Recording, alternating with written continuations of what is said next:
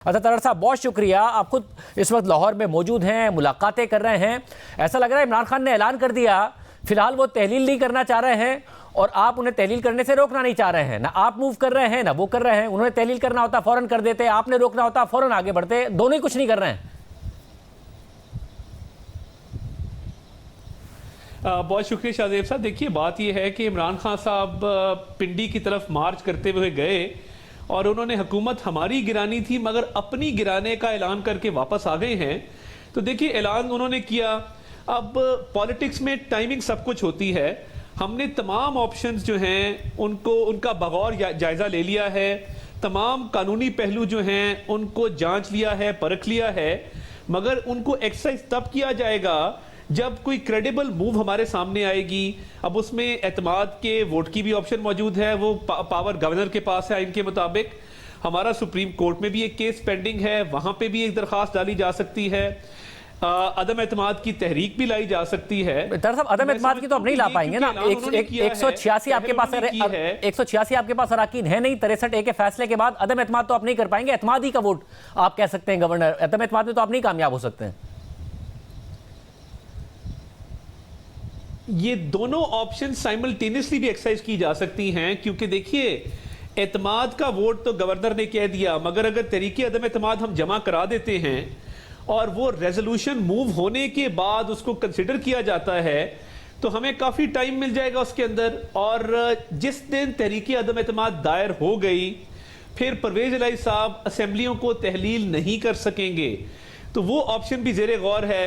उसको आगे जाके उसके मंतकी अंजाम तक पहुंचाया जाता है, नहीं पहुंचाया जाता, मगर बतौर एक सियासी मूव के वो ऑप्शन भी जेरे गौर है, उसको इस्तेमाल किया जा सकता है। मगर आपने कहा कि क्रेडिबल मूव का इंतजार कर रहे हैं। अब मसला यह है कि अगर आपने मूव कर दिया तो वो तहलील नहीं कर पाएंगे, और उन्होंने तहलील करने के लिए मूव कर दिया तो आप अदम एतमाद या एतमाद का नहीं कह पाएंगे। तो ऐसा नहीं है कि एक मूव करेगा तो दूसरे के पास ऑप्शन है मूव करने का, और आप दोनों नहीं मूव कर रहे हैं। किस क्रेडिबल मूव का आप इंतजार कर रहे हैं? आपको शक है कि वो 186 अराकीन असेंबली में साबित कर देंगे और आपके पास नहीं है उनके लोग राब्ते में, जिसका दावा राना सनाउल्लाह साहब आप कर रहे थे। देखिए, एक तो पंजाब असेंबली के जो गवर्नमेंट बेंचेस के, ट्रेजरी बेंचेस के अराकीन हैं, उनमें बड़ा इस्तराब पाया जाता है, क्योंकि अब बड़ी मुश्किल जाके वो सेटल हुए हैं, उनको तरक्याती फंड्स मिले हैं, वो अपने हल्के के अवाम के मसाइल हल कर रहे हैं। तो वहाँ पे एक बहुत बड़ी मेजॉरिटी ऐसी है जो किसी सूरत भी असेंबलियों के तहलील के हक में नहीं है। अब जब हमारे राब्ते हुए कुछ लोगों के साथ, उन्होंने ये भी हमें इतला दी कि जब पार्लिमानी पार्टी का इजलास बुलाया जाएगा तो वहाँ पे वो अपने तहफ़्फ़ुज़ात का इजहार भी करेंगे। तो हम तो इसकी टाइमिंग हमने आपस में तय कर ली है और वक्त आने पे उसको मंजर आम पे भी लाएंगे।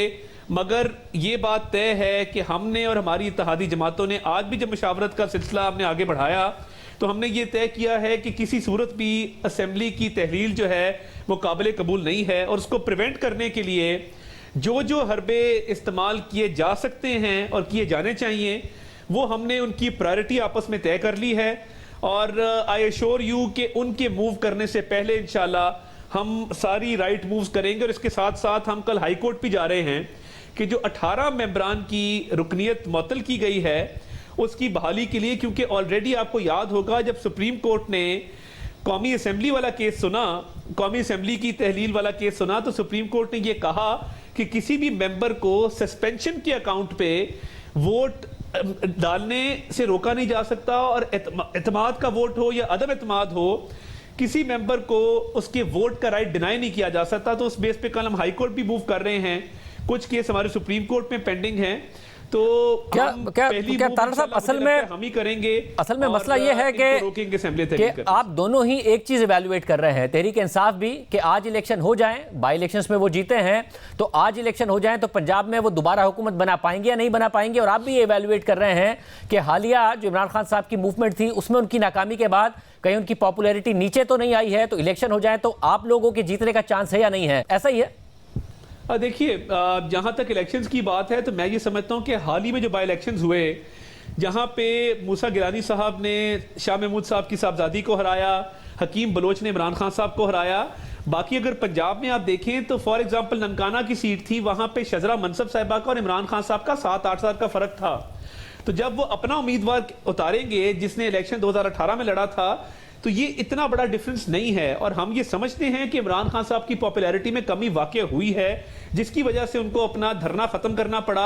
और वो जलसा उन्होंने 6th रोड, जो 50 फुट वाइड रोड है, वहां पे किया।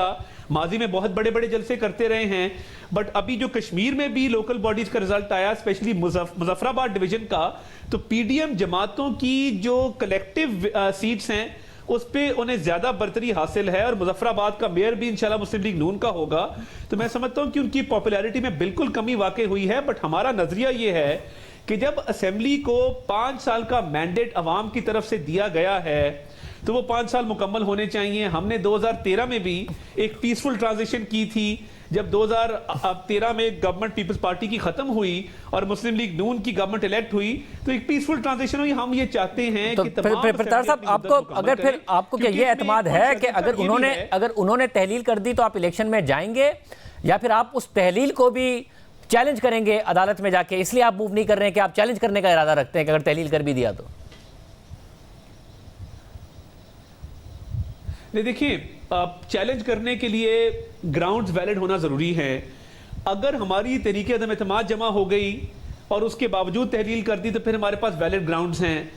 मगर देखिए, हम इंतखाबात के लिए बिल्कुल तैयार हैं, मगर ये जरूर है कि बलोचिस्तान का सूबा और सिंध का सूबा, they will be at a disadvantage, कि जब जनरल इलेक्शन होगा और नेशनल असेंबली की सीटों पर इंतखाबात हो रहे होंगे, तो उस वक्त 2 सूबों के अंदर जो है वो प्रोविंशियल गवर्नमेंट्स जो हैं वो कायम हो चुकी होंगी। ये मुल्क की तारीख में कभी नहीं हुआ। तो इसलिए हम ये समझते हैं कि जब इंतखाबात, आम इंतखाबात होने हैं, एक तो वक्त पर हो और पूरे मुल्क में एक ही दफा हो। ये ना हो कि कुछ सूबे एट अ डिसएडवांटेज हो और कुछ सूबों को ये एडवांटेज हासिल हो। ये वफाक है और वफाक में तमाम इकाइयों को बराबरी की सतह पे डील होना है। इलेक्शन के हवाले से हम कॉन्फिडेंट हैं। और हाल में आपने देखा कि बाई इलेक्शन में पीटीआई को बिल्कुल क्लीन स्वीप नहीं मिला। तो इसलिए हम ये समझते हैं कि 5 साल का अरसा मुकम्मल होना चाहिए और इंतखाबात को अपने वक्त पर होना चाहिए। बहुत शुक्रिया।